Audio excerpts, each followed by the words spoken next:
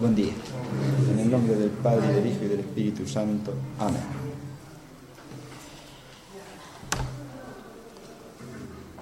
En la clase pasada considerábamos la ubicación de la fe en la integridad o en la unidad de la vida cristiana como vida espiritual.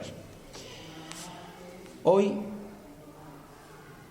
vamos a considerar la relación que tiene la fe,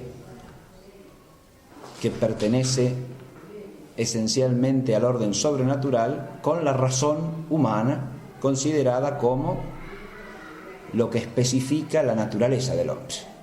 Pero la clase de hoy ya va a la relación entre la fe y la razón y apunta a entender el concepto de sabiduría desde la perspectiva cristiana, es decir, como sabiduría de la fe.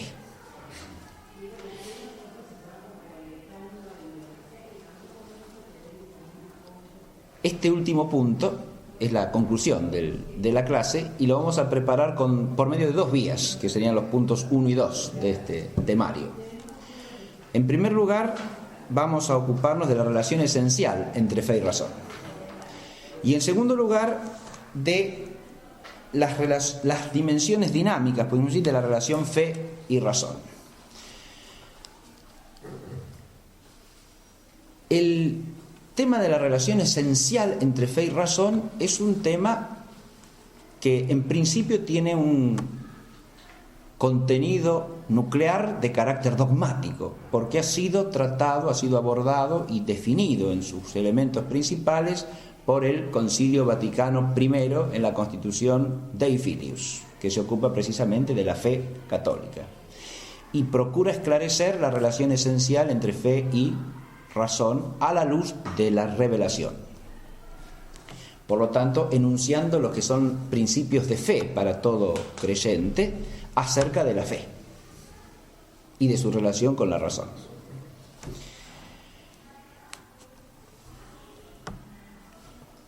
El primer punto que tenemos que abordar es que la razón o la inteligencia racional del hombre es el sujeto de inesión de la fe divina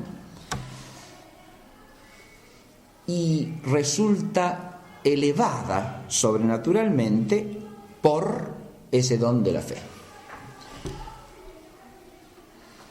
Este es un tema que ya hemos abordado, ya lo hemos presentado inicialmente.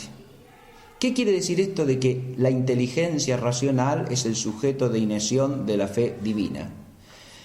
Dijimos que el acto y el hábito sobrenatural de la fe en el hombre, desde el punto de vista ontológico, no puede ser su propia esencia, ¿no? Es un accidente que se da en la naturaleza humana, accidente ontológicamente hablando.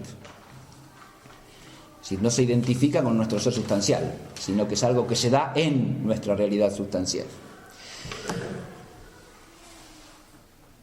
Pero como todo hábito y acto tiene un sujeto inmediato, un sujeto próximo en el que se da, en el que iniere, decimos usando el vocabulario escolástico. Y el don de la fe iniere en la inteligencia. ¿Pero esto qué quiere decir? Para entenderlo mejor, usamos la otra imagen y el otro concepto. La inteligencia queda asumida y elevada por ese don sobrenatural de la fe divina. Es decir, la inteligencia es tomada por ese don sobrenatural y elevada, perfeccionada, plenificada, al recibir una luz que la trasciende. Cuando decimos esto, estamos diciendo a la vez dos cosas que son principios de fe. La primera cosa, si la inteligencia es el sujeto de inesión, la fe divina no puede darse sino en un ser humano, en un ser inteligente. Inteligente acá no quiere decir con más o menos inteligencia en diferencia accidental, quiere decir dotado de la esencia racional del hombre, es decir, que sea una persona. Esto es lo que quiere decir. Entonces la fe no puede darse sino en la inteligencia humana y no puede desarrollarse sin tener a la inteligencia como sujeto. primera cosa. Es su sujeto natural, es donde viene el don. Es la sede que recibe el don. Pero al mismo tiempo estamos diciendo otra cosa. Y es que la fe trasciende la inteligencia racional del hombre. Esencialmente la trasciende y por lo tanto de ninguna manera puede reducirse a ella. Es el otro principio fundamental de fe. La fe sobrenatural no es un hallazgo de la razón humana, no es un fruto de la razón humana, no es un producto de la razón humana. La fe sobrenatural no puede ser reducida a la racionalidad, sino que esencialmente es más, y por lo tanto es algo que esencialmente está por encima de la razón humana. Y por eso implica para ella una planificación y un perfeccionamiento. Esto siguiendo el ritmo del principio general de que la gracia eleva a la naturaleza. La asume y la eleva. Así como no puede darse gracia sin naturaleza, porque no habría sujeto receptor o susceptivo de la gracia. Pero al mismo tiempo la gracia trasciende esencialmente la naturaleza y la naturaleza de suyo no puede producir lo que produce la gracia, no puede darse a sí misma lo que solo puede recibirse como gracia de Dios sobrenaturalmente. Ahora eso se aplica a la fe, que es un don de la gracia. No puede darse fe sino en la inteligencia como sujeto propio y no puede ser elevada al orden sobrenatural la inteligencia sino por el don de la fe. Esa plenitud a que está llamada, esa plenitud que podemos nombrar con el término sabiduría, porque ya en el orden natural el término sabiduría implica eso, la plenitud de vida de un ser inteligente, ¿no? Connotando primariamente a la inteligencia y junto con ella también a la voluntad y los afectos, porque no puede disociarse una cosa en la vida del espíritu. Pero cuando hablamos de la plenitud propia del ser personal como ser capaz de amar, más bien nos referimos a la beatitud o felicidad, ¿no? Pero esos dos términos, sabiduría por un lado, beatitud o felicidad por el otro, en el orden natural estoy diciendo, implican una plenitud de la vida del espíritu, en la línea de la inteligencia y en la línea de la voluntad o del amor, ¿no? La fe produce en el sujeto una sabiduría que es comunicación de la sabiduría divina. Pero para que esto se entienda mejor, hay que despejar otro problema fundamental, y es la unidad de origen y de fin de la fe y de la razón. Esto es algo en que el Concilio Vaticano I ha insistido enérgicamente y después todo el magisterio posterior. La fe y la razón tienen un mismo origen. Y claro, porque el único origen de ambas es Dios. Acá, esto es una mirada necesaria desde la fe. Nosotros podemos caer en la tentación de ver a la razón como algo propio del hombre y entonces pensarla como algo que no está referido a Dios. Es lo natural. Pero hablar de la naturaleza no es hablar de un todo cerrado en sí mismo que no tiene conexión alguna con la divinidad. Eso no es la naturaleza. Eso es una naturaleza mal pensada, mal entendida. La naturaleza pensada cristianamente, pensada bíblicamente, es una naturaleza totalmente referida a Dios. Primero porque Dios es su origen, porque todas las cosas son criaturas. Ahí viene el concepto bíblico de creación, ¿no? Toda la naturaleza creada, y por lo tanto tiene en Dios su origen. Cuando decimos que la razón es algo que se da en el hombre naturalmente, no queremos decir que se da en el hombre sin referencia a Dios, no, sino que es un don puesto por Dios en la misma naturaleza del hombre, porque es constitutivo de esa naturaleza. Y esa naturaleza es una criatura de Dios. Acá es donde la elaboración metafísica de la causalidad, tal como la ha hecho toda la tradición, primero patrística ya y después escolástica, nos ayuda a ver a la creación como originada en Dios por una doble razón de causalidad.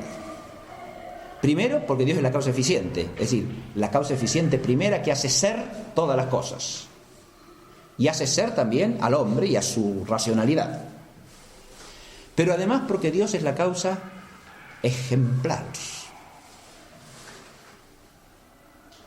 Esta es una doctrina ampliamente desarrollada por la tradición patrística, sobre todo por San Agustín, y de él la recibe toda la escolástica. La causalidad ejemplar, ¿qué implica? Que Dios no es solo causa eficiente, sino que es una causa eficiente, inteligente, sabia. Por lo tanto, entiende lo que causa y lo causa entendiéndolo. Las cosas creadas por Dios están antes que en su propio ser en la sabiduría eterna de Dios, en la inteligencia divina. Y la inteligencia divina tiene como el ejemplar, el modelo de la cosa creada. Entiende Dios en su infinita perfección, toda perfección posible, o sea, creable. Y de esas que entiende, crea las que en su infinita bondad quiere crear.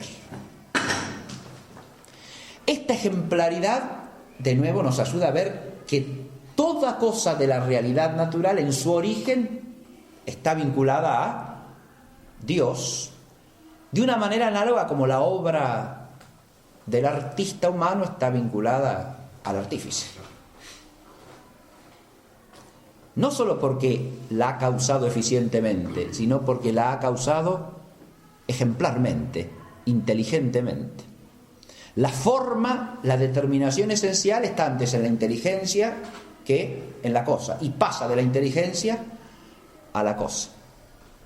La causalidad formal extrínseca tiene una de sus variantes fundamentales, lo que se llama la causalidad ejemplar.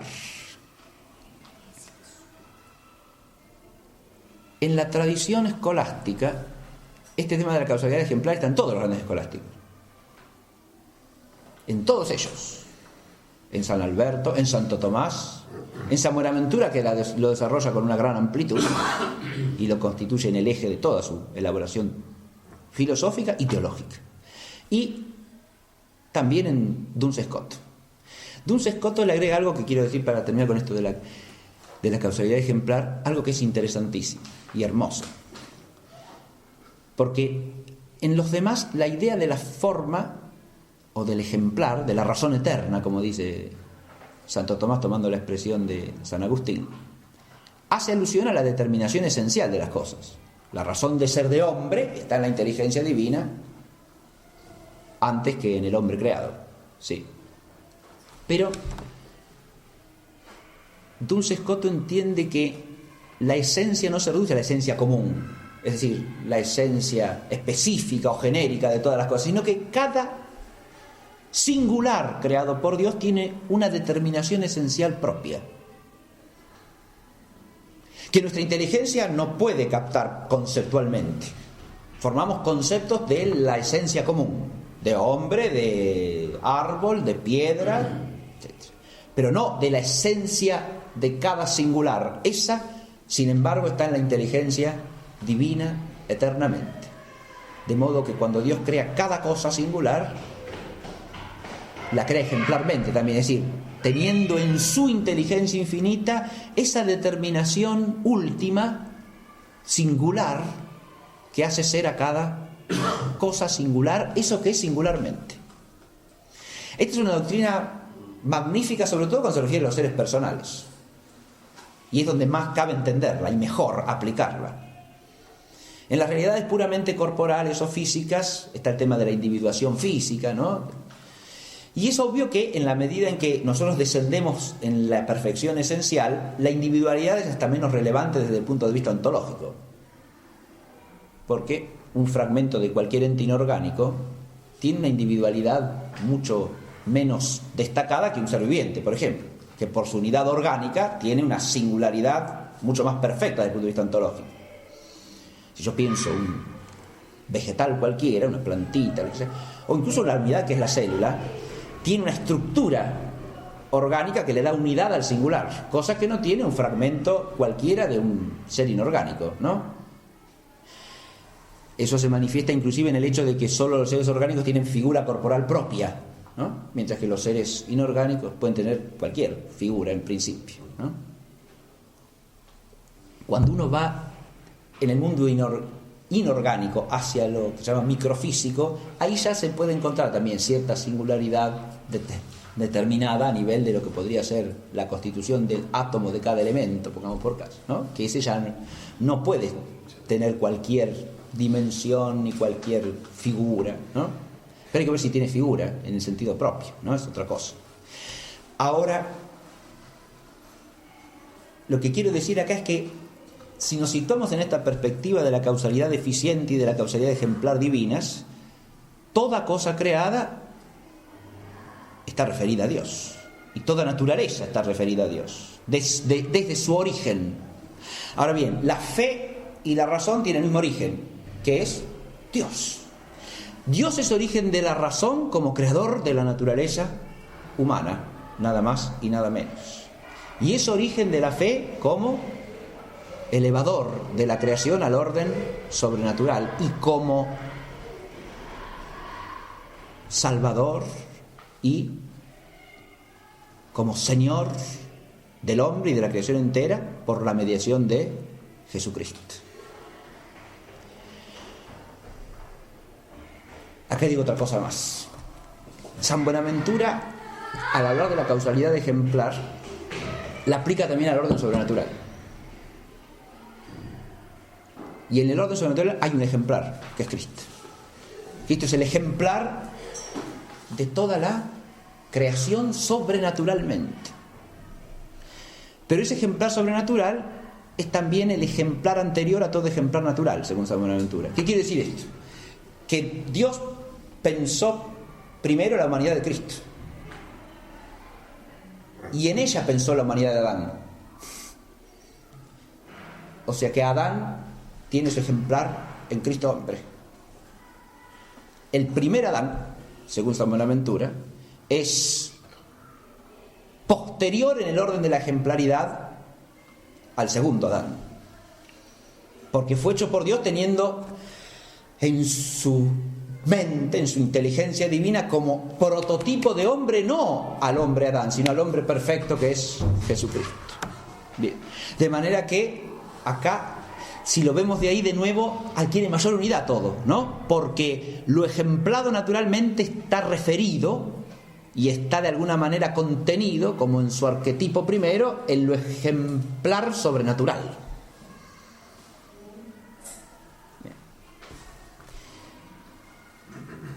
Yo trato de presentar estas visiones teológicas y teológico-metafísicas para que se vea hasta qué punto es importante, al distinguir lo natural de lo sobrenatural, la razón de la fe, no caer en una disociación de una cosa y la otra. Claro, la disociación uno la puede evitar cuando habla, no se contradicen entre sí, uno tiene que esforzarse por unir fe y razón, sí, pero no es esforzarse por unir dos cosas que en principio son totalmente ajenas la una a la otra, sino que ya de entrada las tenemos que pensar, esto es lo que la teología nos puede ayudar a hacer, ¿no? De entrada las tenemos que pensar como algo que tiene una unidad profunda. Y si vemos acá la unidad de origen, ahí resplandece la unidad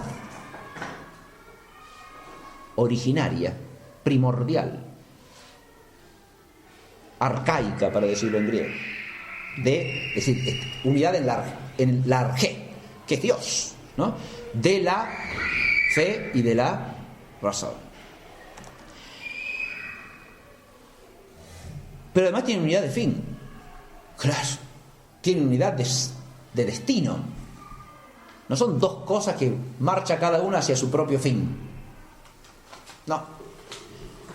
El fin es único y el único fin de todo es el fin sobrenatural.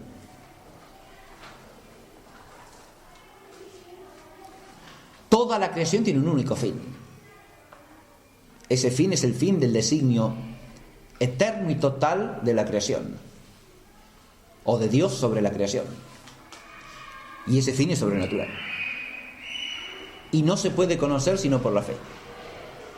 La razón sola no tiene acceso al conocimiento de ese fin, porque ese fin es sobrenatural.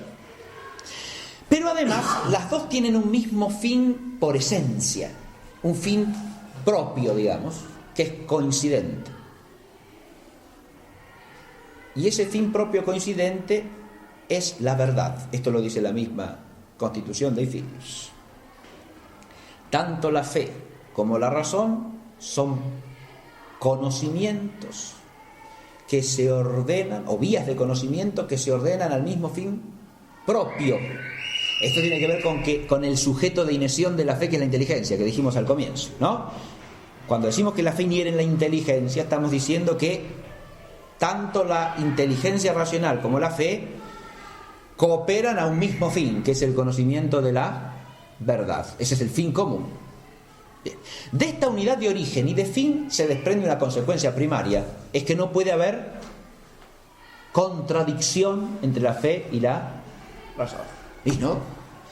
Proceden del mismo Dios y Dios no se contradice a sí mismo. Tienen un mismo y único fin, que es la verdad, y la verdad no contradice a la verdad. Por lo tanto, no puede haber nunca oposición contradictoria entre fe y razón. Esto es importantísimo pensarlo con profundidad, con la debida contemplatividad y deteniéndose a pensarlo, porque si no uno corre el riesgo de decir, bueno, no se contradicen. ¿Y qué quiere decir que no se contradicen? Y bien, cada una trata de cosas distintas, entonces no se pueden contradecir porque una se ocupa de una cosa, otra se ocupa de otra. Entonces yo me ocupo en mi disciplina de esto y digo lo que quiero, pero de eso no se ocupa la fe. La fe trata de otra cosa, pero no es eso. Eso ya es caer en una disociación que separa. No contradicción quiere decir no contradicción. Es decir, lo que se dice por un lado no puede estar en oposición con lo que se dice por el otro. No es que pertenecen a andariveles distintos, se ocupan de cosas distintas. Eso de que se ocupan de cosas distintas, en el fondo no es verdad, si uno entiende lo que es la verdad. Es decir, la verdad no es otra cosa que la manifestación del ser a la inteligencia, en el sentido clásico. La manifestación y la presencia del ser tal como es en la inteligencia. Y el reconocimiento en la inteligencia de que eso es lo que es. Pero el ser en última instancia alude ¿a qué? ¿A un montón de compartimentos escindidos entre sí? Ah, no, alude a la unidad total del ser, a la unitotalidad del ser, y esto es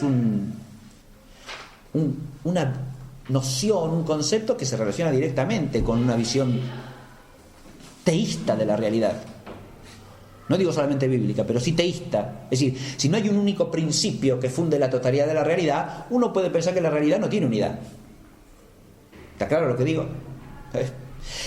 En cambio, si la realidad tiene un único principio fundante, entonces la totalidad de las cosas, por diversas que sean entre sí, son una unidad. Constituyen una unidad. Cuando decimos que no se contradicen la fe y la razón, estamos diciendo que el ser que captamos por una vía y por la otra es, en última instancia, el mismo ser. Hay cosas que solo podemos conocer por la fe, toda verdad de orden sobrenatural. Hay cosas que conocemos solo por la razón porque no están reveladas y son objetos propios de la razón en sus distintos hábitos de conocimiento, en sus distintas operaciones de conocimiento.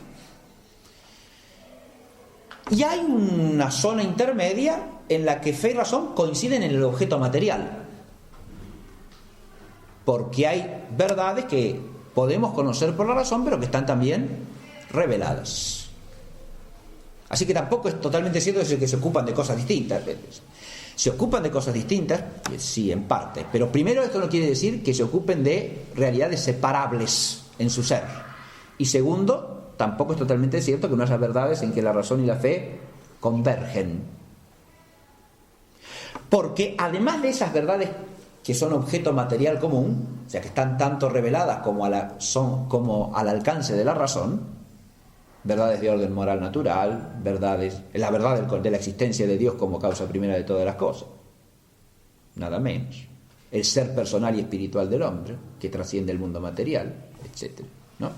Hay verdades fundamentales que son objeto común de la fe y de la razón. Están todas las verdades que son presupuestos de la fe, aunque no estén explícitas en la revelación, están implícitas, y esas también pueden captarse por medio de la razón, y esas no pueden ser negadas por la vía de la razón, porque entonces la razón está incurriendo en una falsedad. La no contradicción implica un esfuerzo en el creyente de pensar la totalidad de la realidad a la luz de la fe y de la razón siempre, constantemente. No que cuando me ocupo de esto lo pienso solo con la fe y cuando me ocupo de esto otros los pienso solo con la razón. Eso es lo que no se debe hacer, y en el fondo no se puede objetivamente, digamos, si uno piensa con la inteligencia iluminada por la fe. No puede sino pensar todo a la vez, a la luz de la razón y a la luz de la fe.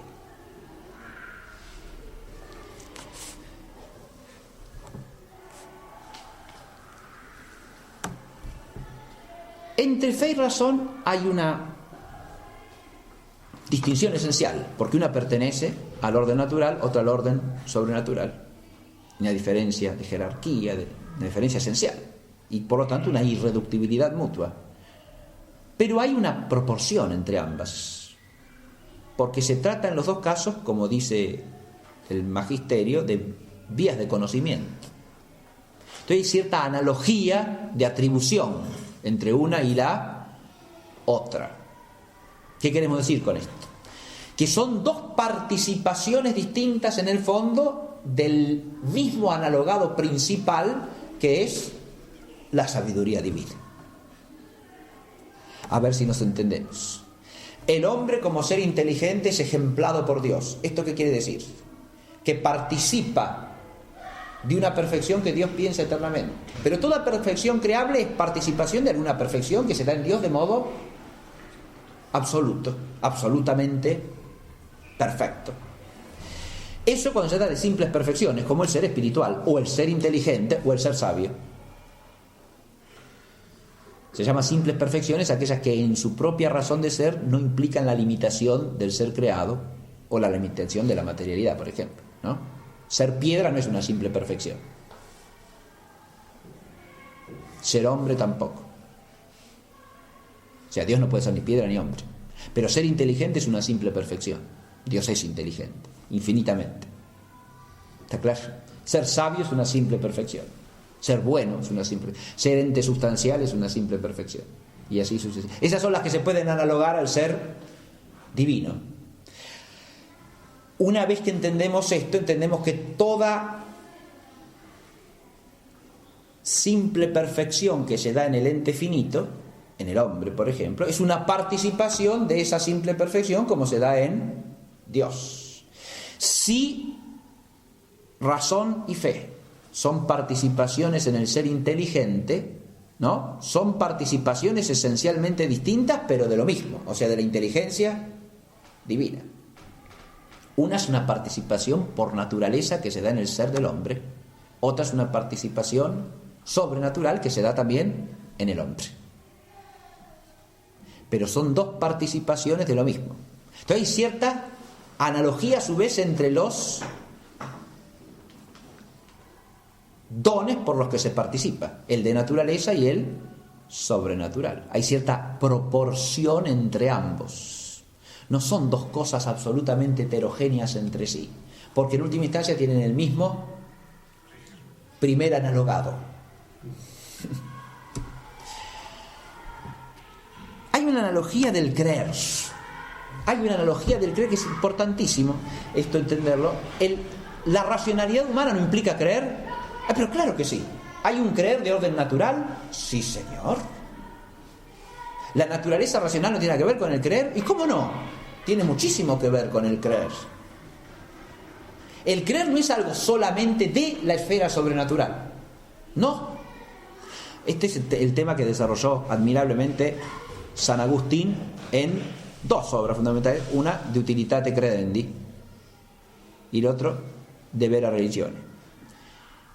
San Agustín nos enseña con esa profundidad que lo caracteriza que cuando Dios nos pide que le creamos a su revelación sobrenatural, no nos está pidiendo algo disconforme con la naturaleza humana.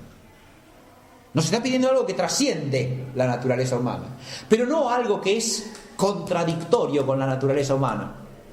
Si uno piensa que la naturaleza humana está cerrada en sí misma como una especie de máquina de calcular puramente demostrativa, y Dios le viene a pedir que crea, ¿y qué tengo que ver yo con el creer? Yo todo lo demuestro. ¿Eso es el hombre? No, señor. El hombre no es un aparato de demostraciones. De ninguna manera. El creer es parte de su vivir. Pero además es parte de su vivir por ser racional, no a pesar de la racionalidad. El creer es un acto intrínseca y esencialmente racional.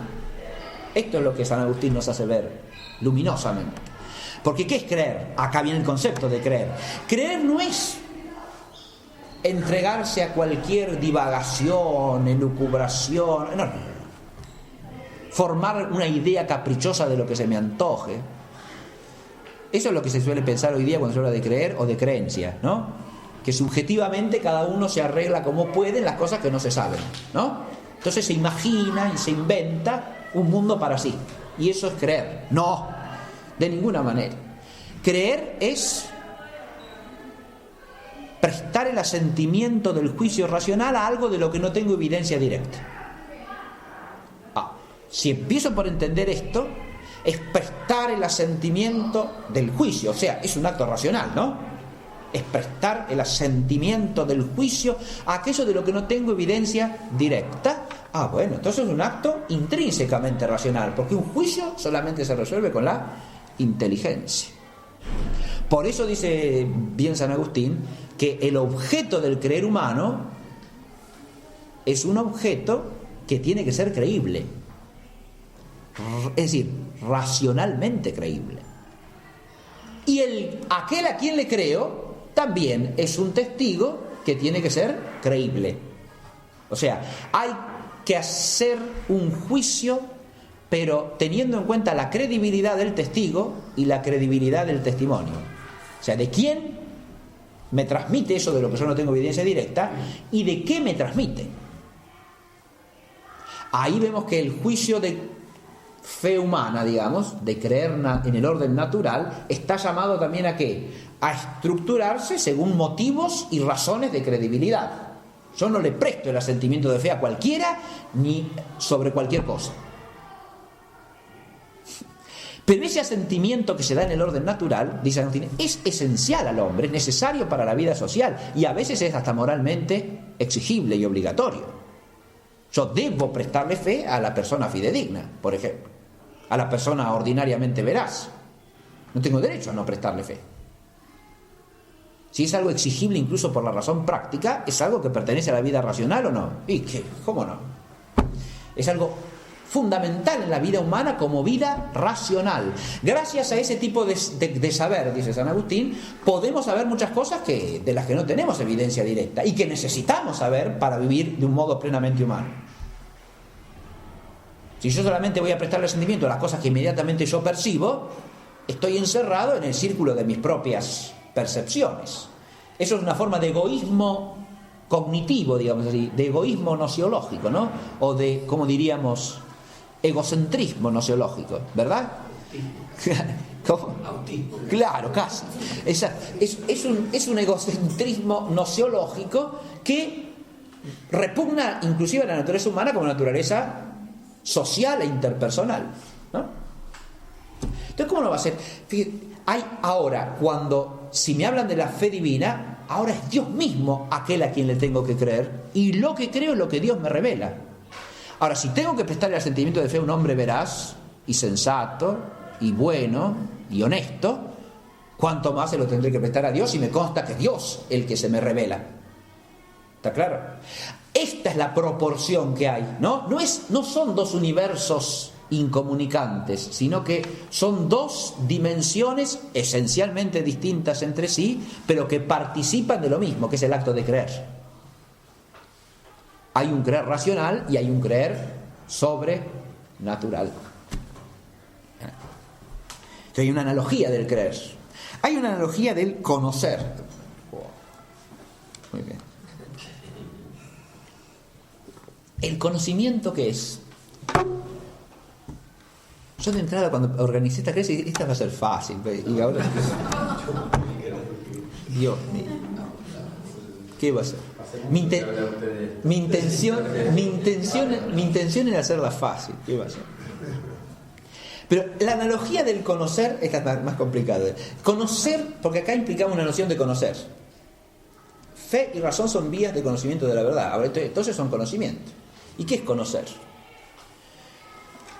Claro, el concepto de conocer es un concepto ya filosóficamente misterioso, ¿no? Pero cuando uno capta su núcleo, se abre luminosamente todo un universo. El conocer, los escolásticos dicen que es recibir intencionalmente la forma de algo. ¿Qué quiere decir esto? Recibir claro, Aristóteles dice de la inteligencia que es de algún modo todas las cosas. ¿Cómo es todas las cosas? ¿Siendo ella intrínsecamente todas las cosas? No, la inteligencia no es que se metamorfosea en lo que conoce, no. La inteligencia en sí misma, intrínsecamente, es solo inteligencia. Pero por ser inteligencia, en el caso de la inteligencia humana, su forma intrínseca, ¿cuál es? Y la forma especificativa del hombre, porque la inteligencia humana es una potencia del hombre, por lo tanto su forma intrínseca es el alma humana misma, ¿no? La determinación esencial del alma humana. Pero esa potencia, como es de conocer, y lo mismo pasa con las potencias sensitivas de conocimiento, ¿no? Es capaz de recibir en ella la determinación de otra cosa sin que la otra cosa deje de ser lo que es. Es decir, ¿qué dice que yo veo esa puerta que tengo ahí adelante? Que algo del ser de la puerta es recibido en mí, pero no en su ser físico, sino de manera tal que cierta forma o determinación de la puerta se hace presente en mí sin que yo modifique para nada la puerta. No la toco, no la cambio, no la altero. Al contrario, la recibo en mí, pero la recibo en mí como objeto de conocimiento, como algo que al ser recibido en mí queda delante de mí, frente a mí. Es el misterio del conocimiento, ¿no? Queda frente a mí. Hay una causalidad formal extrínseca acá también. La forma de la cosa pasa al cognoscente, pero no como forma intrínseca. Yo no me hago puerta por ver la puerta, ni me hago árbol por entender lo que es un árbol. Pero la determinación puerta o la determinación árbol pasan a mí, ya sea en su aspecto sensible, ya sea en su aspecto inteligible, en cuanto conocidas, como objeto. Es algo semejante a lo que pasa en la ejemplaridad. La causalidad ejemplar también es una causalidad formal extrínseca, en la cual la forma pasa de la inteligencia a la cosa cuya determinación específica depende de la inteligencia, ¿no? En la inteligencia está la idea de la obra musical que el músico crea, ¿no? Esa forma está en la inteligencia, en el espíritu del músico, y de ahí pasa a la obra. O del arquitecto, el proyecto pasa a la obra ejecutada. Pero la idea misma no es la forma intrínseca de la cosa. La forma intrínseca de la cosa es la forma que recibe al ser hecha. En cualquiera de estos dos casos implica una materia sobre la que se da la forma. La idea permanece en la inteligencia de la causa ejemplar, que es el hombre inteligente en ese caso. En el conocimiento pasa una cosa inversa, digamos. Es la determinación que está en la cosa real la que pasa a la inteligencia, pero no intrínsecamente de nuevo, sino por una causalidad extrínseca, porque la forma sigue estando en la cosa como su forma intrínseca y pasa al cognoscente nada más que como término objetivo de conocimiento. Ese ser un puro término objetivo de conocimiento es lo que se dice en la escolástica intencional, porque en el objeto, en cuanto captado, se termina toda la tendencia de la potencia. La tendencia de la potencia se agota ¿en qué? En captar la cosa como objeto, como algo que está frente a ella, y en recibir la determinación de la cosa objetivamente. El conocimiento se da en la razón y se da en la fe. ¿Qué formas recibimos en el conocimiento de orden racional natural? Y las determinaciones ónticas de las cosas, las esencias de las cosas en cuanto pueden ser captadas por nuestra inteligencia a partir de la experiencia, sea externa, sea interna. ¿Y por la fe? ¿Captamos alguna forma nueva o no?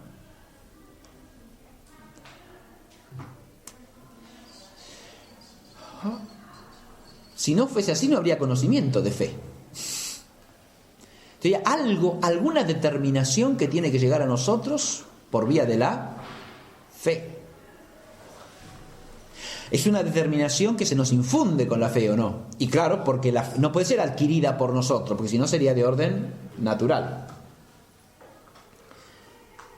Tiene que ser una determinación que esté presente en nosotros intencionalmente. No por visión, porque si no, no sería fe. Pero sí de un modo real. ¿Y qué forma es esta? ¿Qué conocemos por la fe? La razón, lo que conocemos son todas las cosas que están al alcance de nuestra experiencia, ¿no? Y a partir de ellas, insisto, formamos esas semejanzas inteligibles de las cosas que son los conceptos, ¿no?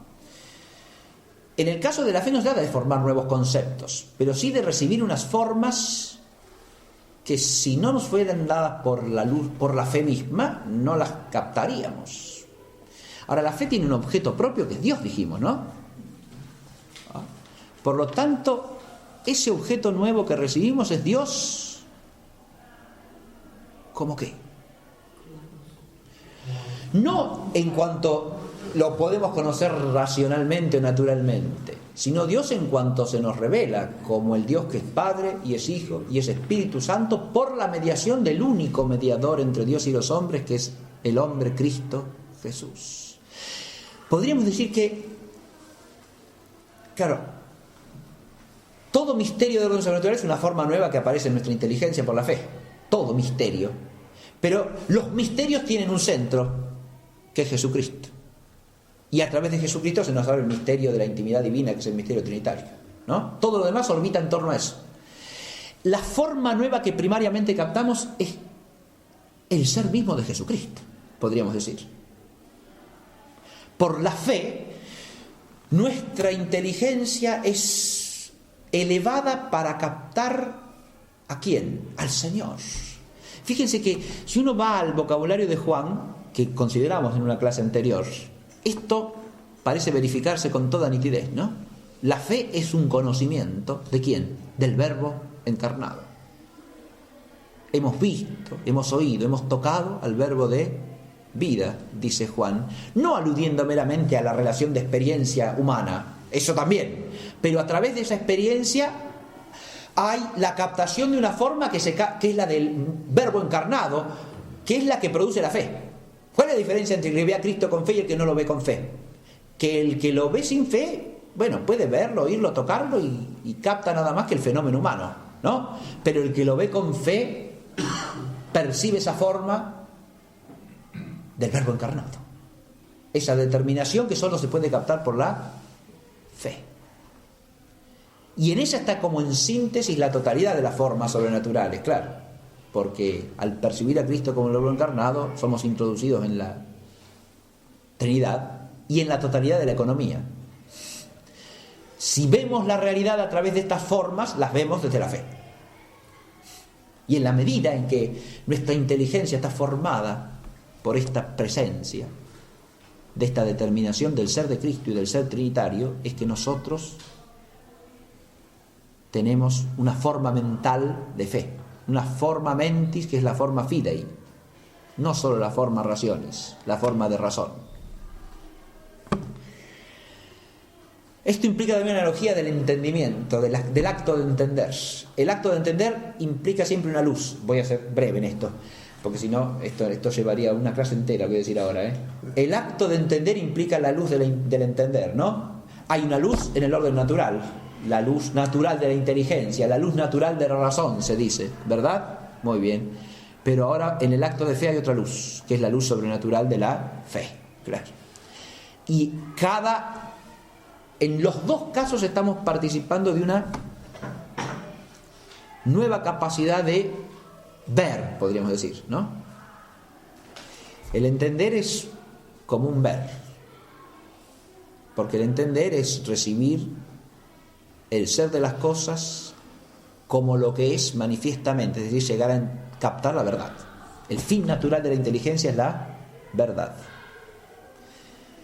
Por la razón accedemos a las verdades que están al alcance de nuestra naturaleza. En cambio, por la fe accedemos a Dios como la verdad primera, en cuanto se nos revela. De nuevo, hay una analogía del entender, ¿no? El acto de entender se planifica en cuanto que alcanza la verdad y pasa por captar el ser de las cosas. Implica un conocimiento, del que ya hablé. Pero se termina o se planifica cuando captamos la verdad.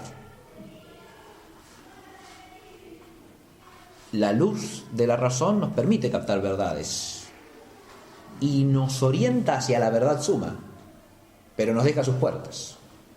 La luz de la fe nos abre esas puertas, para decirlo. Ahí está la puerta de la fe. Nos abre esas puertas y nos abarca, nos abraza en una luminosidad que trasciende toda razón y frente a la cual la luz de la sola razón es como oscuridad. A su vez, paradójicamente, esa luz es también un claroscuro, porque no es visión, es una luz que nos hace entender, pero que todavía no nos hace ver. Y en ese todavía no del no ver, ¿no? Todavía no vemos. Todavía no del ver, se podría decir. Mejor, ¿no? Ese todavía no del ver. El creer con la fe divina implica una no evidencia, una no inmediatez de aquello que entendemos, ¿no? Lo entendemos, pero no como si lo estuviésemos viendo, sino, para usar la expresión de Pablo, como en espejo y en enigma. Eso no significa que no entendemos nada. Eso es lo que no significa.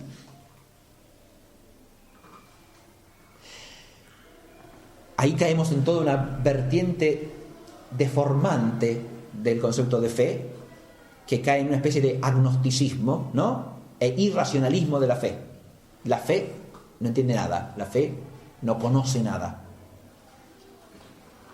La fe es puro querer creer, obediencia. Pero entonces ya hemos distorsionado radicalmente el concepto de fe.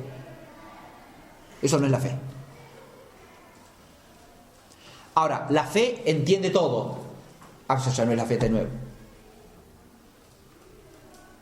Porque para que entendiese todo adecuadamente, su objeto tendría que ser un objeto inferior a la propia inteligencia humana. Entonces ya no sería el objeto de la fe. Ya no sería fe divina. Un Dios que se deja reducir adecuadamente a la proporción de la naturaleza humana ya no es Dios. Si lo que capto lo entiendo adecuadamente como entiendo las propiedades del triángulo, es porque es inferior a mi propia naturaleza. Porque al ser que es de mi misma naturaleza tampoco lo entiendo de un modo plenamente adecuado. ¿A nosotros mismos nos entendemos de un modo perfectamente adecuado? No. Es decir, ni nuestro propio ser personal ni el de los demás. Ya es misterio para nosotros, ¿no? En el mismo plano, quiero decir. Y esto porque el ser personal involucra una misteriosidad propia, porque es un ser con intimidad, ontológicamente hablando, que es lo que establece la integridad del espíritu, ¿no? Ahora sí, se trata del ser personal divino, pero esto será infinitamente más, infinitamente más. Solo accedemos a Él porque Él nos eleva. Pablo ahí tiene una expresión maravillosa, ¿no? Que Dios nos ha hecho la gracia de permitir acceder a su luz inaccesible. Su luz es inaccesible. Para nosotros como naturaleza, la luz sobrenatural divina es inaccesible, pero por la fe tenemos acceso a eso que es inaccesible. Nos ha hecho acceder a su luz inaccesible. Él lo dice en griego así, usando la misma palabrita, bueno, estoy traduciendo yo, para producir la paradoja, ¿no? Mostrar el choque entre nuestra limitación nativa y esa inmensa dignidad a que hemos sido elevados por la gracia de Dios, que supera toda proporción de la naturaleza, pero, como hemos dicho, no contradiciendo a la naturaleza, sino al contrario, llevándola a la plenitud de sí misma. Eso es lo otro que hay que entender, ¿no? Cuando dijimos hace un rato que tiene el mismo fin, y el fin último y único es el sobrenatural, estamos diciendo que todo fin de la naturaleza no es sino un tender hacia ese fin. Porque toda naturaleza tiene un fin propio, puesto por Dios en su ser natural, pero Dios le ha dado esa naturaleza en orden al fin sobrenatural. Por lo tanto, toda finalidad auténtica de la naturaleza apunta en última instancia al único fin, que es el fin sobrenatural. Y cuando el hombre recibe esa plenitud de orden sobrenatural, el fin propio de la naturaleza, el que ella tiene sellado en sí misma, se realiza de un modo todavía más pleno, más perfecto, el único modo pleno, porque ha sido creada para ese fin, y la finalidad se le ha dado en orden a ese fin que la trasciende. Ahí de nuevo no hay posibilidad de pensar de manera disociada si uno lo ve desde la fe. No puedo pensar un fin natural que persigo naturalmente y después como si fuese otro plano que se le superpone un fin sobrenatural que persigo sobrenaturalmente. No. Eso es un error enorme. En toda finalidad natural estoy persiguiendo en última instancia el fin último, es el fin sobrenatural. Siempre y cuando no la cierro sobre sí misma. En cuanto la cierro sobre sí misma, me niego a la propia dinámica de la finalidad. Hay una analogía del creer, del conocer, del entender. En esa fe empieza en nosotros una inteligencia que es la inteligencia de Dios en nosotros. Es Dios el que entiende en nosotros. Pablo dice, ya no, porque por la gracia ya no soy yo quien vive, sino que es Cristo quien vive en mí. Por la fe podemos decir que es Dios el que entiende en nosotros, ¿o no? Y claro, eso por proporción y analógicamente también se puede decir de la razón, ¿eh? Cuando yo sigo la luz natural de la razón, ¿es Dios el que entiende en mí o no? Naturalmente, claro. Pero cuando me abro a la luz de la fe, cuando la recibo y persevero y la cultivo, persevero en ella y la cultivo, ¿es Dios el que entiende en mí? Claro, ahora de una manera mucho más perfecta y mucho más plena, sobrenaturalmente, por la gracia de Cristo, por su mediación. Nosotros dijimos que en nosotros está el carácter cristiano, ¿no? Bautismal. Fíjense que la luz de la inteligencia, la luz de la fe inteligencia presuponen un ser. Así como del ser espiritual y racional del alma humana brota la luz de la inteligencia nativa, natural, ¿no? La luz natural de la razón. ¿De dónde brota la luz de la fe? Y brota de nuestro ser sobrenatural. Brota del carácter cristiano y de la gracia santificante, ¿no? De esa dimensión ontológica de nuestra pertenencia a Cristo, dimana esa luz de la fe por la que entendemos las cosas de una manera sobrenatural. Y esto funda la analogía de la sabiduría, que es la última en la que se desemboca en esta línea, ¿no? Porque, bueno, hay una sabiduría de orden natural, entre comillas, minúscula, ¿sí? Está la sabiduría divina, pero está también la sabiduría sobrenatural participada, ¿no? Sobrenaturalmente participada. ¿Y esa con qué empieza? Y empieza con la fe. Por eso a la sabiduría del cristiano, los padres de la Iglesia, empezando por Clemente de Alejandría, la llaman sabiduría de la fe. Tespisteos Sofía, dice Clemente, la sabiduría de la fe. Esa es la sabiduría propia del cristiano. Es la sabiduría que empieza por la fe, que tiene su raíz en la fe. Respecto de ella, todo saber humano es un instrumento, un medio. Claro. Y acá viene el último. La trascendencia de la fe y su reactividad a la razón implica, por un lado, el sentido del misterio que nos pone la fe, ¿no? Cuando uno percibe esa tendencia de ciertas inteligencias racionales humanas a suprimir la relación con el misterio, uno advierte que ahí no hay sentido de fe, precisamente, ¿no? No hay apertura tampoco al don de la fe, porque si no hay sentido del misterio, esto también se puede analogar, ¿no? Hay sentido del misterio ya en la racionalidad natural, ¿o no? Cuando la razón se cierra en una especie de autocomplacencia solamente en aquello que capto con total adecuación, ¿no? Pero curiosamente eso desemboca normalmente en una especie de irracionalismo desbocado, ¿no? En el cual se termina confesando que no se entiende absolutamente nada de nada y que no hay razones de nada. Es claro, porque si el hombre se cierra solo sobre lo que es inferior a él, todo en última instancia carece de sentido, ¿sí? Todo es un sinsentido. Y si es un sinsentido, nada tiene sentido y nada tiene razón. Obvio. El inmanentismo lleva a la sinrazón. La absolutización de la razón es lo más antirracional que puede haber. Cuando la razón humana se absolutiza a sí misma y se cierra sobre lo que es inferior a ella para crearse una ilusión de dominio absoluto, que es demoníaca esa ilusión, en el fondo es una tentación, es la tentación primera, ¿no? La razón se opaca porque va siempre hacia lo inferior. Es una razón descendente, es una razón emperrada en cerrarse a lo que la trasciende. Entonces no recibe luz. En última instancia recibe nada más que oscuridad. Se hace más chica de lo que es. Este es el drama de nuestra vida social y de nuestra atmósfera cultural y anticultural, ¿no? Pero una sola cosa más quiero decir de esta parte, y es esto: esa trascendencia de la fe, ese sentido del misterio que nos instalan en una sabiduría que trasciende lo racional, no implica de ninguna manera el desprecio de lo racional. Al contrario, implica que todo lo que es racional es valioso en la medida en que es un medio para estar en la verdad.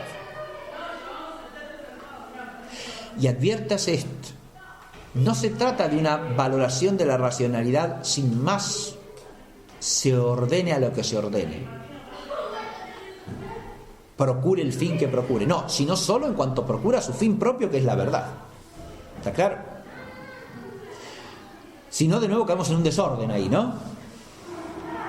En una especie de apreciación de lo racional por ser racional humano y nada más, que en el fondo es una forma de exaltación de uno mismo y hasta de narcisismo humano, digamos, ¿no? Sí, valoro lo racional porque es humano y se acabó. Pero está bien, hay que valorar lo que es humano, pero porque lo humano lleva a Dios, claro, lleva, y en su origen ya lleva la imagen de Dios. Esta es la visión que hay que entender, ¿no? Por eso yo hablé del ejemplarismo, de la finalidad, pero vistas teológicamente, ¿no? Si no, nos perdemos de vista por completo. Scheven, en los misterios del cristianismo, en el tomo segundo, aborda el problema de cómo expresar la relación adecuada entre fe y razón, y toma la imagen clásica, dice él, que viene de la patrística, de la filosofía sierva de la teología. La filosofía, la filosofía representa la razón en su máxima expresión, el conocimiento racional humano, ¿no? Y la teología, la fe.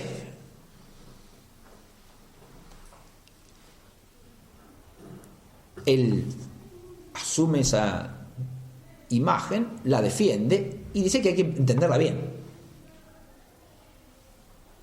El obstáculo que se opone ya para él en el siglo XIX y para nosotros hoy día más todavía, pero ya es la misma, el problema es básicamente el mismo en este aspecto, es que al hablar de siervo o de esclavo se tiende a pensar en algo que está menoscabado, de suyo. Ya al ser considerado como siervo o esclavo es como si estuviese puesto por debajo de lo que le corresponde, ¿no? Como si fuese objeto de una sujeción injusta y desproporcionada a su propio ser. Eso es lo que hay que eliminar de la imagen, ¿no? Porque cuando los padres de la Iglesia toman esa imagen no quieren decir esto, al contrario. Se trata de una servidumbre que dignifica y que eleva.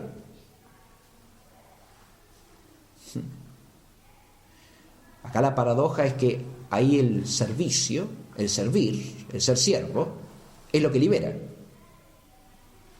Y es lo que dignifica.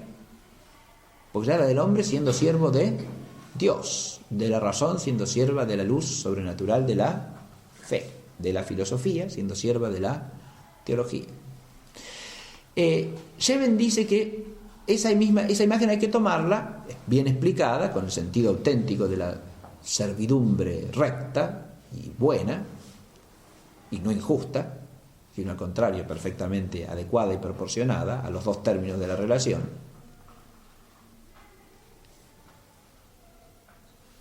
Fíjense que si uno lo ve desde el punto de vista de que en el concepto antiguo la servidumbre se vinculaba a la idea de que el siervo recibía del Señor un complemento de su ser que de suyo no podía tener, ¿no? Y al hacerse siervo era elevado a cierta dignidad, ¿no?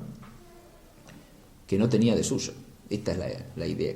Y además puede alcanzar un fin que por sí solo no puede alcanzar. Esto es lo que trata de explicarse. Pero él dice que esa imagen habría que completarla con otra, y él toma la imagen esponsalicia, ¿no? Y toma sobre todo la imagen esponsalicia centrada en el desposorio que, según él, culmina la visión bíblica, que es el desposorio de la Santísima Virgen y el Espíritu, o de la Iglesia y el Espíritu Santo. Curiosamente, él no menciona las fuentes patrísticas donde ese problema, es decir, él toma dos imágenes y trata de completar una con la otra, y en el fondo la tradición patrística ya eso lo había dicho, eso que le está diciendo. No cita a ningún padre, no cita ni a Clemente ni a Orígenes, curiosamente, ahí Scheven, ¿no? Es como si los textos no los manejase en relación con ese tema, por lo menos, ¿no? Porque cuando Clemente de Alejandría introduce la imagen de la filosofía sierva de la teología, es tomando el texto de las dos esposas de Abraham. Así que ya en el uso original patrístico ya está la imagen esponsalicia.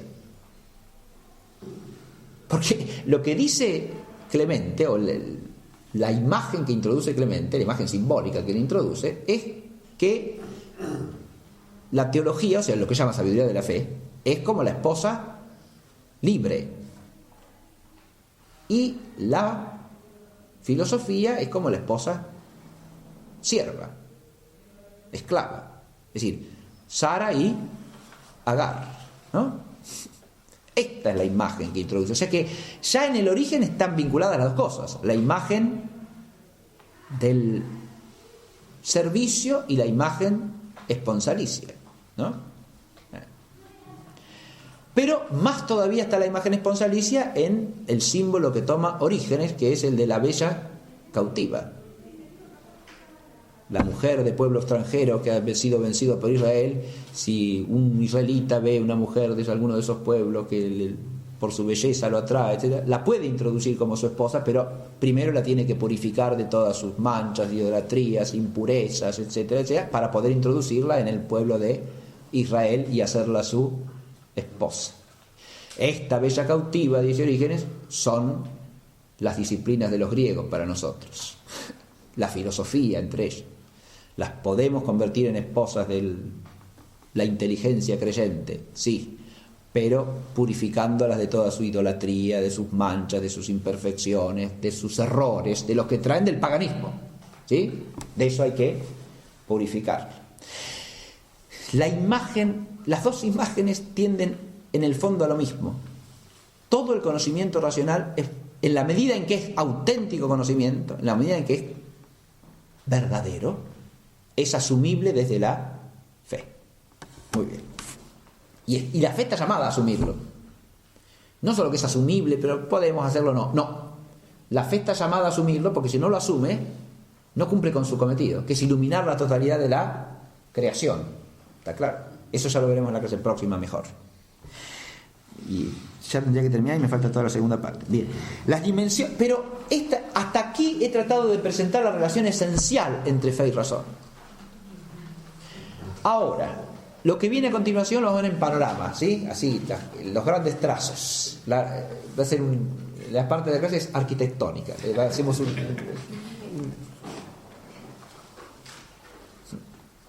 le damos. A ver. Yo le puse ahí. La fe tiene razón, entre comillas, ¿no? Ese es el título de una clase que di hace poco. Las 2 domingos. No lo puse yo. Me invitaron los padres que están allá en Villa Elisa para dar una clase y el padre Claudio María le puso el título. Me dijo que tenía que hablar de los preámbulos de la fe, los motivos de credibilidad y bueno, y el título se lo puso él. Yo pensé, uno diría las razones de la fe, pero puso, o la fe tiene razones. No, pero puso la fe tiene razón y me gustó a mí el título porque juega con la idea. La fe tiene razones, claro, la fe tiene razones. Pero además la fe tiene razón. Claro, la fe siempre tiene razón. La fe, como decíamos en la clase pasada, la fe es esencialmente infalible porque es fe divina. Uno la puede corromper metiéndole cosas que no son la fe, pero la fe en sí misma es siempre la verdad. Es de la verdad. Porque su objeto formal es Dios como verdad primera. Retornemos siempre a eso. La fe siempre tiene razón. Claro. Tiene razones, pero además tiene razón. La fe se identifica siempre con la verdad. Las verdades de la fe, además, son la razón más profunda de todo. Y en ese sentido también tiene razón. Tiene la razón por excelencia. Porque las verdades de la fe encierran los misterios que fundan la totalidad del sentido de la realidad. Entonces tiene una razón mucho más alta que cualquier otra cosa que tenga razón. Y cualquier otra razón, de alguna manera, es razón solo en la medida que está ordenada a esa razón suprema que está en la fe. Razón acá quiere decir la verdad, ¿no? Tiene razón, como decimos en castellano, ¿no? ¿Qué quiere decir? Y que está en la verdad, ¿no? Tiene razón, usted tiene razón, ¿sí? Lo usamos no solamente para decir que la persona tiene una razón en que fundar su opinión. Sí, eso también se puede usar en ese sentido, ¿no? Pero más bien en ese sentido decimos, bueno, es un argumento, tiene usted un argumento aceptable, ¿no? Pero cuando decimos que alguien tiene razón, en el uso corriente lo que queremos decir es que fulanito tenía razón, es decir, era la verdad lo que él decía, ¿no? Tenía razón. Y por eso me gustó este giro que le dio con este padre que tiene mucho humor, me hace reír siempre. Y el humor se refleja acá, un humor inteligente, ¿no? La fe tiene razón, claro. El tema acá es la fe tiene razón, pero ¿cómo? Ahí hay cuatro líneas que hay que tener en claro ahí. 2 que hacen a la relación dinámica que tiene la racionalidad humana como preparatoria de la fe. Hay 2 líneas que son las de los preámbulos de la fe y los motivos de credibilidad. ¿Qué quiere decir esto? Los preámbulos de la fe son esas verdades racionalmente cognoscibles que ponen en nosotros la capacidad inmediata o real de recibir la fe. Esas cosas que tenemos que conocer previamente para poder abrirnos al acto de fe. Esos son los preámbulos de la fe. Son verdades, no pueden ser verdades de fe, porque si no estaríamos hablando de que necesitamos la fe antes de tener la fe, lo cual es un absurdo. Tienen que ser verdades racionalmente cognoscibles, los preámbula fidei, ¿no? Pero verdades racionalmente cognoscibles que nos preparan, que nos predisponen a la recepción de la fe divina. Y ahí está todo el itinerario del esfuerzo de la inteligencia humana por entender últimamente la realidad, ¿no? Primero, la totalidad de la naturaleza. ¿Qué es una inteligencia realista esta, o no? La inteligencia de los preámbula fidei no puede ser una inteligencia realista, es la inteligencia de la realidad. Que se esfuerce por entender la naturaleza, tal como está dada, porque de ahí empieza la inteligencia. Como la inteligencia, capacidad de recibir el ser, implica reconocer lo que es independientemente de que yo sea o no. Reconocer el ser de las cosas tal como es. Por eso implica una primera relación con lo que los griegos llamaban la naturaleza, la physis, es decir, lo que está allí brotando de suyo, no lo que pongo yo en la realidad, sino lo que me viene dado, incluido mi propio ser, que también es physis, o sea, también es una realidad que me está dada. Y es lo primero que tengo que tratar de entender, ¿no? Y esforzarme por captar. Pero la inteligencia humana, esto lo atestiguan todas las civilizaciones antiguas, ¿no? Algunas más, otras menos, y con distintos matices, por supuesto. Pero la inteligencia humana puede captar el ser de la naturaleza y el orden de la naturaleza. El ser y el orden de la naturaleza. Y en la medida en que capta esto, empieza a prepararse al conocimiento del principio del orden. Porque si hay un orden, tiene que haber un fundamento del orden. Bien. También puede captar su propia realidad, su propio ser, y como un ser que trasciende el resto de la naturaleza. La singularidad del hombre en la naturaleza es también un patrimonio común de todas las grandes civilizaciones. El hombre no es una cosa más de la naturaleza, es un ser con una singularidad total en la naturaleza. Precisamente las cosas que se distinguen de lo natural brotan siempre del hombre: lo artificial, la libre elección, lo convencional, lo cultural. Ese ser de la naturaleza humana es el ser que da origen a lo que se distingue de la naturaleza. De manera que es un ser totalmente singular en la naturaleza. El hombre percibe esto hasta en su propia experiencia de sí, en su complejidad óntica, esencial, y al descubrir su propia interioridad y su propia espiritualidad.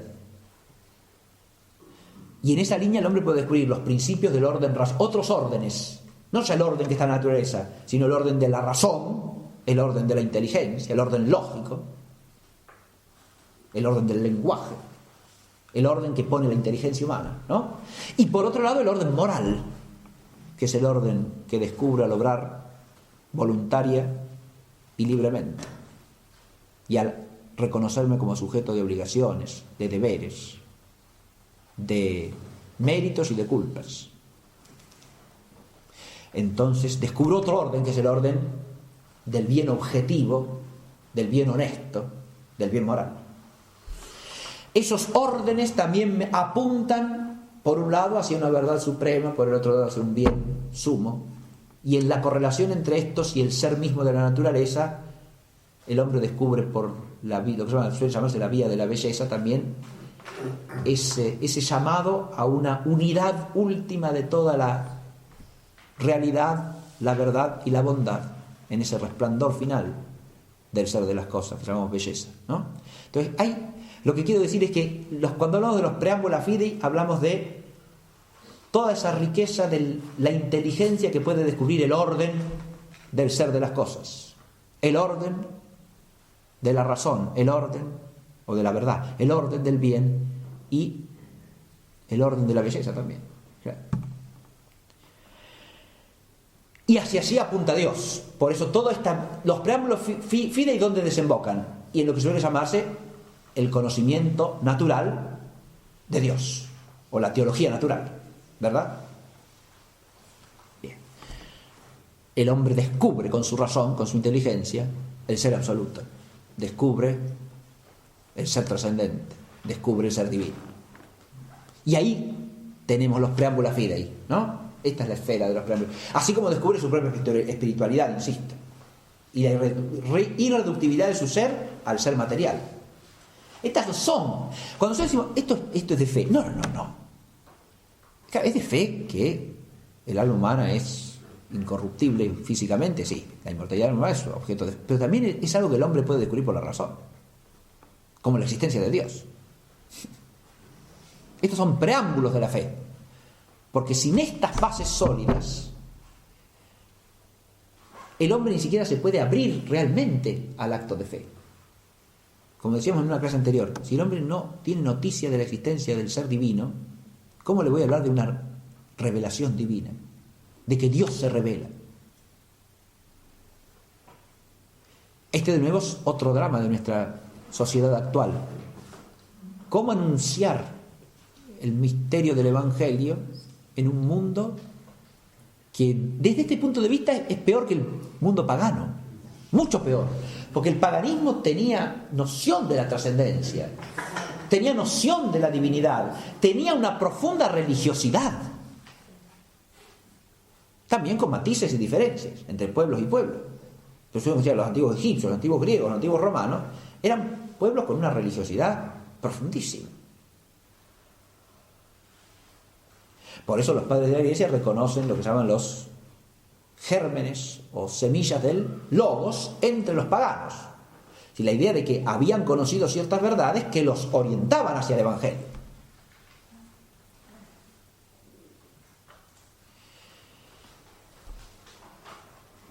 El drama que a este respecto se vive hoy día se debe a un intento de cerrar las puertas al Evangelio. Ojo, no es una casualidad. A esto hay que remontarse históricamente a las raíces del espíritu iluminista del siglo XVIII para entender que ahí el clausurar estas vías es un intento deliberado por evitar que la inteligencia humana termine abriéndose a lo trascendente.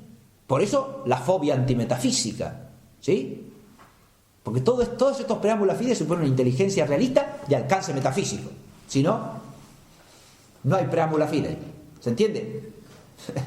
Bien. Ahora, pero frente a esto yo creo que lo que hay que hacer es ser racionales. Dice de otra manera, no hay que caer en la trampa de la pseudo-racionalidad inmanentista, sino cultivar la razón en el sentido clásico. Es la única respuesta que se puede dar a eso. O mejor dicho, la respuesta principal. Porque también hay que ejercer la actividad de crítica y de defensa frente al error. Ahora voy a ir a eso. Esa es otra vía, ¿no? Unos son los preámbulos fidei, otros son los motivos de credibilidad. Ahí ya es otra cosa. ¿Qué son los motivos de credibilidad? Los preámbulos fidei me ponen ante las puertas del ser divino, pero ahora viene este problema. Si alguien se me presenta diciendo que Dios se ha revelado, esa revelación tiene que venir acompañada de algún signo en que yo pueda reconocer que eso viene de Dios. Eso lo pide la razón, claro, y lo pide bien. Está bien eso. Si yo le digo a alguien, esto es la revelación divina, entonces le puedo decir, a cualquier cosa le puedo llamar la revelación divina. Da lo mismo esta cosa que esta otra cosa, esto que pretende ser revelación que esto otro. Ah, no. Santo Tomás, en la Suma contra Gentiles, libro primero,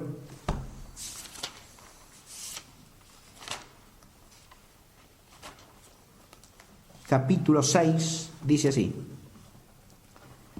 asentir a las verdades de fe, aunque estén sobre la razón, no es señal de ligereza. Los que asienten por la fe a estas verdades que la razón humana no experimenta, no creen a la ligera, como siguiendo ingeniosas fábulas, como se dice en la segunda carta de San Pedro. La divina sabiduría, que todo lo conoce perfectamente, se dignó revelar a los hombres sus propios secretos y manifestó su presencia y la verdad de la doctrina y de la inspiración con pruebas claras, dejando ver sensiblemente con el fin de confirmar dichas verdades, obras que excediesen el poder de toda naturaleza creada. Concepto que me importa retener acá es eso que dice San Tomás. La fe cristiana no es un asentimiento que se da a la ligera. No es creer en cualquier cosa, en cualquier fábula o en cualquier imagen de la realidad que ande dando vueltas por ahí. Después de hablar de los motivos de credibilidad en este capítulo, Santo Tomás desemboca por contraste en otras pretendidas revelaciones y hace alusión en este caso al Islam, que está presente fuertemente en su contexto histórico, ¿no?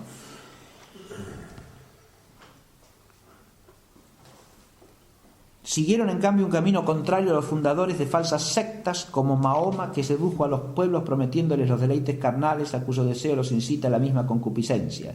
En conformidad con las promesas les dio sus preceptos, que los hombres son prontos a obedecer soltando las riendas al deleite de la carne. No presentó más testimonios de verdad que los que fácilmente y por cualquier mediocre pueden ser conocidos con solo la capacidad natural.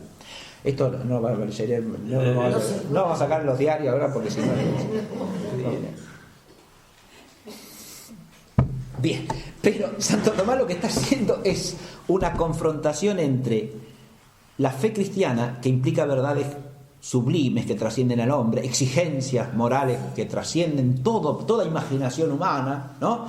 Y que son abrazadas por muchos sin ser forzados a ello en absoluto, no como dice después del Islam, que se expande por la fuerza del azar, ¿no? Entonces, no es un asentimiento dado a la ligera a cualquier cosa. Esto es lo que hay que entender, ¿no? No es que cualquier...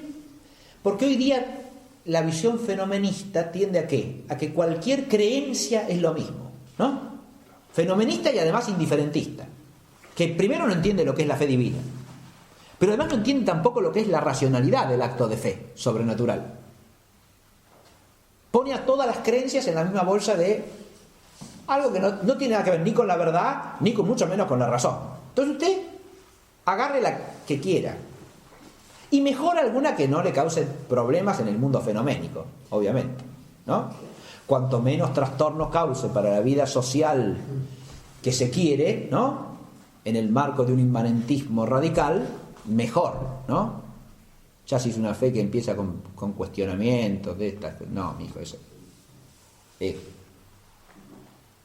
disfuncional, ¿se da cuenta? Bien, claro. O sea, no es una religión que sirve para el bienestar social, entendido en un sentido inmanentista, ¿no? Que es como defendía, por ejemplo, la religiosidad humana William James, o el propio Comte. La religión es necesaria, decía Comte, porque es una fuerza de cohesión social, es lo único que produce la cohesión social. Tienes una religión adecuada al hombre racional, entre comillas, que es el hombre positivista, mijo. Te tiene que ser la religión positiva. ¿Bien? La religión positiva tiene como objeto de culto a la humanidad, que es el gran ser. O sea, la humanidad en sus hombres progresivos, los grandes héroes de la ciencia. Bien. Los grandes científicos. Bien, eso son... Si alguien le dice a uno que es la religión verdadera, uno ya desde los preámbulos fide le dice, este hombre no sabe de lo que habla, ¿no? Si dice que la religión verdadera es darle culto al hombre, una persona que tiene una noción de la divinidad se da cuenta que desbarra, ¿no?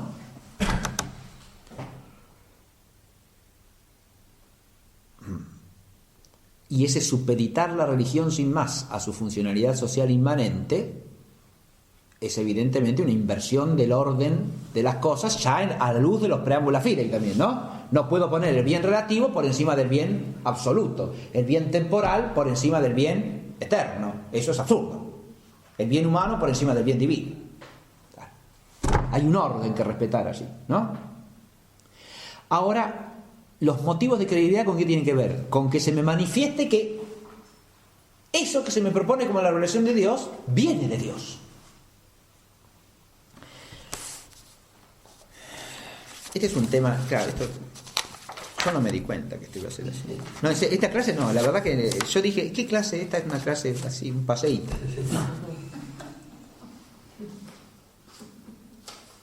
Qué tarado. Bien. Sí, yo creí que esta clase, digo, es más fácil. Bien. Pero los motivos de credibilidad fundamentales, ¿cuáles son? Fíjense, este es un concepto que viene de la escritura misma, de la revelación bíblica. Uno, cuando se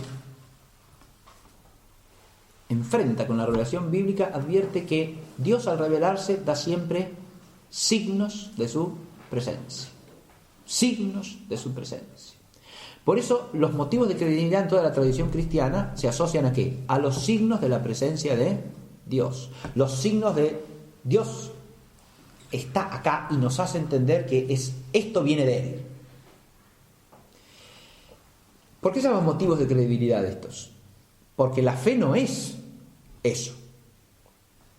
No es reconocer que ahí se hace presente Dios. El reconocer que ahí se hace presente Dios se hace con la razón.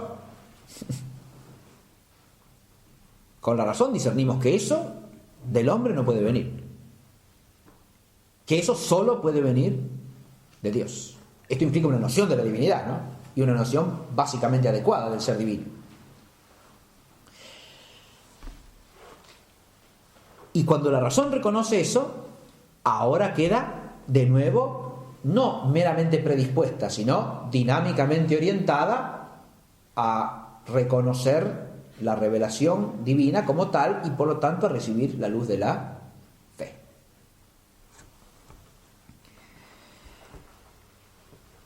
Yo puse así, los signos de Dios son siempre los portentos. El vocabulario bíblico sobre este tema es amplio, complejo. Hay varios términos hebreos que se usan sinonímicamente en la Biblia. El término que significa precisamente cosas portentosas, el que significa maravillas de Dios, el que significa signos, porque la asociación entre portentos y maravillas y signos la hace ya el Antiguo Testamento, ¿no? Juan, en ese sentido, usa el vocabulario bíblico, ¿no? Cuando llama a los milagros del Señor, semeia, signos en griego, ¿no?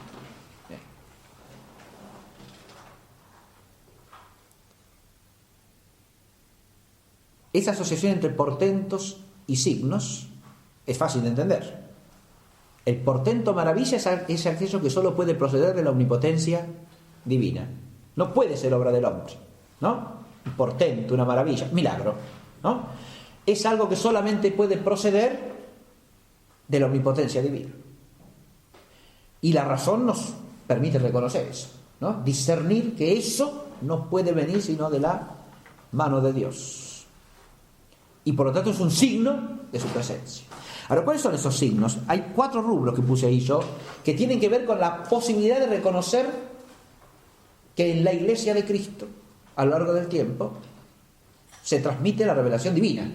¿Está claro? Porque eso es lo que hablamos de la fe cristiana. ¿Quién da testimonio de esa fe y de esa verdad de fe? La Iglesia es la depositaria y la transmisora de la verdad de la fe cristiana, ¿no? Ahí tenemos los signos del Antiguo y del Nuevo Testamento, pero incluidos en la fe de la Iglesia, que es la que transmite esos textos en los que se nos habla de esos signos. Para nosotros ya, para la fe, ¿no? Los recibimos como objeto de fe ya, esos signos que acontecieron en el Antiguo y en el Nuevo Testamento. Pero esa revelación que se transmite tiene que ir acompañada de signos. El mismo Señor lo dice y les promete a sus apóstoles que esa proclamación que están llamados a hacer del Evangelio y enviados a hacer será acompañada de signos y prodigios, ¿no? Ahí usa la doble expresión, signos y prodigios, le dicen más, ¿no? Signos y prodigios. Bien. Entonces, en la historia de la Iglesia tenemos esto, ¿no? Primero, milagros, lo que llamamos milagros. El milagro es un efecto natural sobrenaturalmente producido. Es un efecto natural, porque en el milagro siempre lo que se da es de orden natural. A ver si me explico, ¿está claro eso? El ciego recobra la vista. La vista es algo natural en el hombre, ¿no? El paralítico camina. El sordo oye. El muerto resucita con vida humana natural. El efecto es de orden natural. Pero se opera sobrenaturalmente. Es decir, el efecto no viene por el orden normal de las causas segundas. No es que el ciego recupera la vista porque le hace una intervención quirúrgica y ve, sino que el efecto se produce por la omnipotencia divina, es decir, como efecto directo de la causa primera. El modo de darse es lo sobrenatural. El modo de darse es lo sobrenatural. Se habla de milagros físicos y de milagros morales. El milagro físico es algo que en el orden de las causas segundas es físicamente imposible y por lo tanto solamente puede proceder de la omnipotencia de la causa primera. Y el milagro moral es algo que en el orden de las causas segundas no es físicamente imposible, pero sí moralmente imposible. Moralmente posible es aquello que es posible según el modo habitual de obrar los hombres. Según el modo habitual o ordinario de obrar los hombres. Eso es relativo a la historia humana, ¿no es cierto? El modo ordinario o habitual de obrar los hombres. Cuando vemos un efecto natural, pero que trasciende el modo ordinario de obrar de los hombres, podemos atribuir ese efecto a un influjo directo de la causa primera. Milagro moral. Por ejemplo, la esfera del conocimiento humano o del comportamiento humano, ¿sí? Un modo de vivir o un modo de entender las cosas que, siendo natural en sí mismo, sin embargo, no es según el modo habitual de obrar los hombres en ese contexto, o en el contexto total de la realidad histórica. Pero además hay signos que acompañan a la revelación divina que tienen que ver intrínsecamente con su contenido. Ahí tenemos la sublimidad de la doctrina, lo que alude Santo Tomás acá. Están los milagros, pero también está la sublimidad de la doctrina misma. La doctrina cristiana no es una doctrina cualquiera. Esto es algo también en lo que hay un gran trabajo de defensa necesario hoy día, ¿no? Porque en la medida en que se divulgan errores de interpretación o se bastardea el contenido mismo de la fe o se la presenta desfiguradamente, ¿no? Se corre el riesgo de hacerla pasar por una cosa cualquiera, ¿no? Por una cosa cualquiera o incluso por una cosa obviamente falsa. Ese es el riesgo de hablar de las cosas de la fe sin tener un conocimiento adecuado de las cosas de la fe. Santo Tomás lo dice eso también con toda claridad, ¿no? Dar malos argumentos o malas y superficiales interpretaciones de la Escritura a los que no tienen fe es algo de suma gravedad, es una falta gravísima, porque lo expone al otro a creer que la fe cristiana se apoya en semejantes torpezas y falacias, y por lo tanto tiende a hacerle aparecer la fe cristiana como algo poco creíble. Por eso cuando se la defiende a la fe cristiana con argumentos, hay que conocer primero bien la fe, para no confundir lo que es de fe con lo que no es de fe. Y además dar argumentos suficientemente sólidos, porque si no se corre el riesgo de hacerle creer al otro que creemos pues, en base a esas pseudo razones endebles y propias de mentecato, ¿no?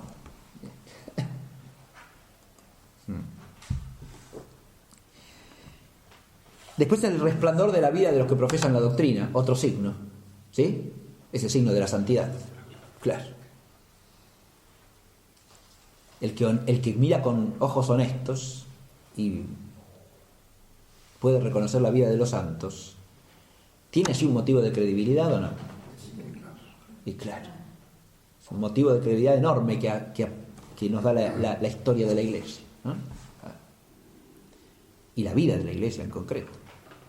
Cuando hablamos acá del testimonio de la vida, no nos referimos solamente a los santos célebres, que también, obviamente, para eso son proclamados santos en gran medida, ¿no? Para que el mundo los conozca también. No solo para que sean ejemplos de los fieles, sino para que el mundo los conozca y sepa que existen, ¿verdad? Bien, que han existido, es un motivo de credibilidad eso, para el mundo. Sino también a la santidad que anda por la calle, digamos, ¿no? Es decir, cuando nos topamos en la existencia concreta con el testimonio de una vida que no se puede explicar según coordenadas meramente humanas, ¿no? La vida de santidad que de suyo trasciende, resuma la presencia de Dios. Bien. Ahora, en esto, fíjense, la Iglesia entera está llamada a hacer signo en este sentido, ¿no? Lo que nosotros tenemos que plantear es en qué medida nosotros estamos dispuestos a que Dios obre, por ejemplo, milagros por nosotros. En qué medida profesamos la doctrina interior y exteriormente de tal manera que su sublimidad la podamos comunicar a los demás. Y en qué medida nuestra santidad puede ser un signo para que los otros reconozcan en eso un motivo de credibilidad. Sí, esto uno lo puede ver como el espectador que contempla cuáles son los signos de credibilidad, pero en el caso del cristiano no podemos reducirnos a eso. Tenemos que planteárnoslo como una vocación, porque estamos llamados a hacer signos en este sentido, porque los que tenemos que ofrecer motivos de credibilidad a los que no creen somos nosotros, como instrumentos de Dios, por supuesto. El que los pone los signos es Dios, pero nosotros tenemos que estar dispuestos, tenemos que estar en materia dispuesta, fíjense. Y después la transfiguración de la vida social y cultural, los vínculos sociales, los saberes, la literatura, el arte cristiano, todo eso puede dar motivos de credibilidad o no. Y claro que sí, en la medida en que es en esas realizaciones de la sociedad cristiana y de los hombres cristianos que viven en sociedad y que desarrollan por lo tanto una cultura, resplandece sobre esas obras la presencia de Dios, sea la vida social misma, la vida familiar cristiana. ¿La vida familiar cristiana del suyo, si uno la contempla de la historia, es un motivo de credibilidad o no? Y claro que sí. ¿Recuerdan aquello que le dice cuando el Señor le dice, le habla a los apóstoles de la indivisibilidad del matrimonio? Pedro le dice, ¿y entonces quién se va a querer casar? Y el Señor le contesta, para el hombre es imposible, pero todo es posible para Dios. O sea que la vida familiar cristiana en sentido propio es un misterio sobrenatural y es un signo de la presencia de Dios. Claro. Bien. Pero además de estas dos líneas que son, decíamos, dinámicamente preparatorias de la fe, ¿no? Estas, las que tienen que ver con los preámbulos de la fe y los motivos de credibilidad. Después tenemos la razón de la fe en cuanto ya pensamos en el hombre que tiene la fe y cultiva la razón desde la fe. Ahora tenemos primero la razón apologética, ¿no? ¿Qué es la razón apologética? La actividad de la razón en cuanto que defiende la verdad de la fe. Yo ahí puse la necesidad de la apologética. Eso que hoy día hay que destacarlo porque en eso hemos perdido enormemente en la vida misma de la Iglesia. Hoy día existen muchas actitudes según las cuales la apologética no solo no es necesaria, sino que es una mala cosa. Es algo que hay que evitar de todas las maneras posibles, como si la verdad no tuviera que ser defendida. Y la verdad siempre tiene que ser defendida. ¿Por qué? Y porque como seres humanos somos proclives al error, ¿o no? ¿Podemos caer en el error? Pero y claro que sí. Entonces, ¿cómo no? En la medida en que tenemos una verdad, ¿no tenemos que defenderla del error? Eso está naturalmente, ¿es así o no? Es natural. El que está convencido de que algo es verdad, ¿defiende la verdad esa o no? Y si no es que no entiende que sea verdad. Pero es claro, así de sencillo. Y si esa verdad es encima la verdad divina misma, ¿no la tenemos que defender? Pero con toda la energía de que seamos capaces la tenemos que defender. Además eso es algo que el cristiano experimenta en sí mismo. Porque en la medida que es un ser racional, ¿se le pueden presentar objeciones contra la fe o no? ¿Es indemne a todas las objeciones que se le presenten? ¿O tiene que luchar interiormente para sobreponerse a las objeciones? Entonces cada uno en sí mismo también experimenta que es necesaria la defensa. Y claro, ¿cómo no va a ser necesaria? Es necesaria personalmente y necesaria socialmente. Porque si no dejamos a la fe expuesta a cualquier ataque como si no valiese nada. En la medida que nos importa un bien y la fe es un bien, y para el cristiano es algún bien, ¿no? Es un bien supremo. Entonces, si en la medida que nos importa un bien, ¿nos preocupamos de ese bien o no? ¿Tratamos de defenderlo o no? Y de conservarlo íntegro, pero ¿y cómo no? Bueno, Entonces la apologética puse ahí, tiene varios frentes, ¿no? Frente al paganismo, que sigue siendo necesaria, ¿Sí? Yo le decía la otra vez creo que se lo mencioné en la clase anterior, el indio ese que decía, nosotros, no entiendo cómo Europa pretende que nosotros nos convirtamos al cristianismo, ¿no? Los occidentales. Porque nosotros podemos admitir la idea de que Dios se encarne, pero nunca fuera de la India. El paganismo también tiene sus resistencias de las que hay que defenderse, y frente a las cuales hay que defender la verdad de la fe, ¿no? Pero también en segundo lugar las herejías, claro. La verdad de la fe hay que defenderla de todas las herejías, que son los errores que deforman el misterio a lo largo de la historia y que hay que deslindar siempre de la fe auténtica. Y por último, frente al caballo de Troya en la ciudad de Dios. Ahí estoy usando una expresión de otro, hoy estoy usando expresiones de este librito, que les aconsejo vivamente. Se llama El caballo de Troya en la ciudad de Dios, de Dietrich von Hildebrand. Es un libro que ya tiene unos cuantos años, porque la edición alemana primera es del año 67 y esta edición española es del año 70. ¿Sí? 70. Pero acá se refiere Dietrich von Hildebrand al error contra la fe que circula dentro de la propia Iglesia. Es a eso a lo que se refiere. Actitudes que nosotros, los mismos creyentes, nos encontramos en nuestros hermanos creyentes y a veces hasta en nosotros mismos, que son actitudes mentales y formas de pensar incompatibles con la fe. Y frente a eso hay que desarrollar una apologética también enérgica, ¿no? Vigorosa. Sí, yo iba a leer alguna parte de ello, pero ya no, ya es tardísimo, no. Ahora, la razón apologética no puede desarrollarse adecuadamente sin la otra vía que puse ahí, que es la razón teológica y la profundización de la fe, la fides querens intellectum. Usted no puede hacer apología de lo que no conoce. Si uno defiende la fe es porque conoce la fe. Pero para conocer la fe hay que reflexionar la fe, hay que profundizar con la inteligencia la fe. Si no, la apologética misma se resiente ¿de qué? De un desconocimiento del contenido mismo de lo que pretendo defender. Acá también hay errores graves, hasta a veces culturales, ¿no? Cuando, por ejemplo, se pretende hacer una apologética meramente filosófica o basada solo en una recta filosofía. La recta filosofía tiene su parte en la apologética, pero la apologética no puede ser meramente filosófica. Porque si yo no conozco los misterios de la fe, si no profundizo con la inteligencia las verdades de fe y no conozco el orden de las verdades de fe, tampoco puedo ubicar en su lugar las verdades de orden natural. Porque es al revés, ¿no? Las verdades de la fe son las supremas y son las que organizan el todo. De manera tal que si no es a la luz de la fe, no tenemos plena sabiduría. En eso, uno puede usar la analogía entre sabiduría natural y sabiduría sobrenatural en el hombre, está bien. Pero a mí me gusta más ese uso antiguo de los griegos de llamar al saber natural más bien filosofía que sabiduría, como es según esa anécdota que se le atribuye a Pitágoras, porque no presumo ser sabio, sino amar la sabiduría y procurarla, ¿no? Obviamente el filósofo, en la medida que conoce ciertos principios, requiere una sabiduría natural, es cierto, eso es correcto, se puede hablar en ese sentido.